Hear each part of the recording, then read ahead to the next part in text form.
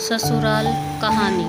अपनी ससुराल को लेकर मेघना ने कोई बहुत बड़े बड़े सपने नहीं देखे थे, लेकिन फिर भी जो सामने था वैसी कल्पना भी नहीं की थी। आकाश का मन था कि मेघना उसकी समस्याओं में उसका साथ दे और वे मिलकर घर को संवारे। दाम्पत्य जीवन का आधार बन पाया या नहीं, कहानी बयान करती है। दहलीज के भीतर पैर रखते ही मेघना ने अपनी ससुराल में गृह प्रवेश किया। नीची निगाहें किए ही उसने अपने नए घर को चारों ओर से देखा। बेहद सामान्य सा घर था। ड्राइंग रूम में सामान के नाम पर बेंत के सोफे और बीच में पॉलिश उतरी हुई टेबल थी। नई बहू से गृह प्रवेश की सारी रस्में अदा करवाने के बाद उसकी सास और नंदे रसोई में चली गई। उसके पीछे पीछे मेघना भी रसोई में ही आ गई। उस समय उसकी सास फुलके सेकने में लगी थी। बड़ी ननद थालियों में खाना लगा रही थी तो छोटी बर्तन निकाल रही थी। स्पष्ट था कि घर का सारा काम हाथ से ही किया जाता है। उसने निगाहों से पूरे रसोई घर का जायजा लिया। रसोई में दालें, मसाले आदि सामान, चाय, बारनवीटा, च्यवनप्राश, घी और अन्य सामान के खाली किए हुए तरह तरह के डिब्बियों में भर कर रखा था।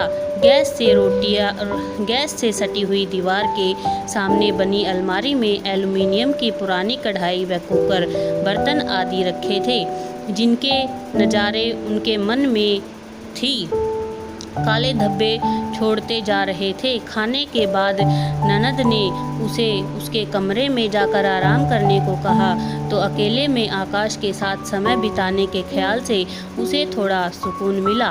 पर कमरे में पैर रखते ही अपनी कल्पना से बिल्कुल परे साधारण से कमरे को देखकर उसका मन और भी भारी हो गया।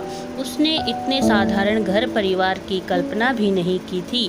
उसे एक ही झटके में अपने पहले सपने चकनाचूर होते नजर आए। वह जब से आई थी मन ही मन हर बात में ससुराल की तुलना मायके से किए जा रही थी। आकाश ने मेघना के चेहरे की उदासी पढ़ ली थी। तुम कुछ परेशान लग रही हो।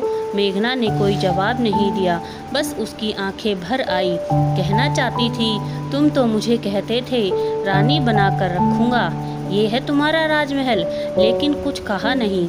आकाश के बार बार पूछने पर न चाहते हुए भी मेघना के मन का बांध फूट पड़ा।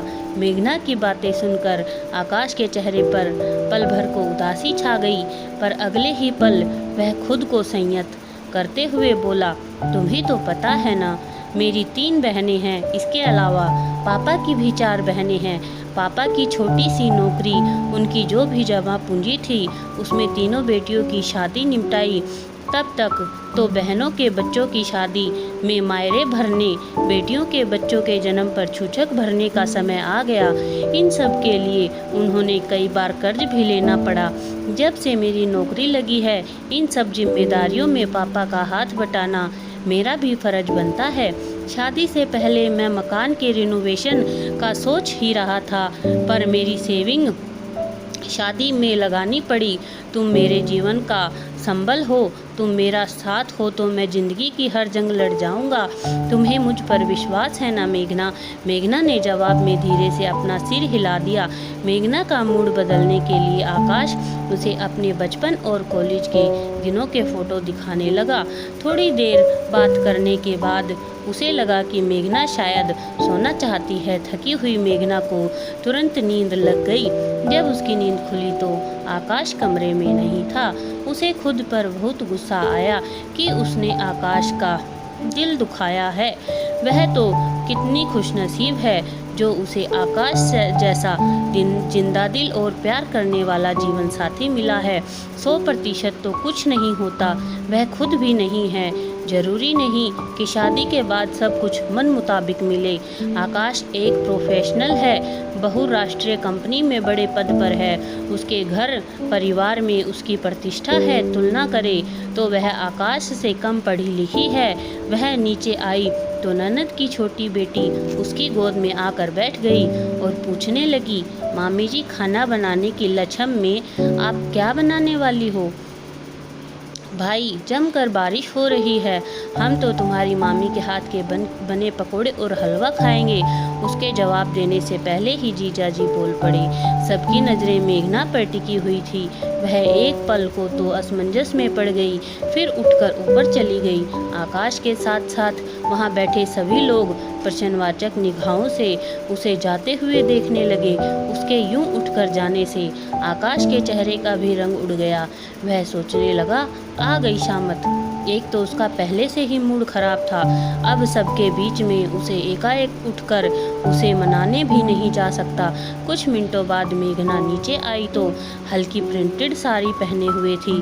आकाश से नज़रें मिली तो आंखों ही आंखों में उसने आकाश को दिलासा दी कि चिंता मत करो, जिंदगी की हर जंग में मैं तुम्हारा साथ निभाऊंगी। और अपनी साड़ी का पल्लू कमर में खोसकर नई बहू का फर्ज अदा करने रसोई घर की ओर चल दी।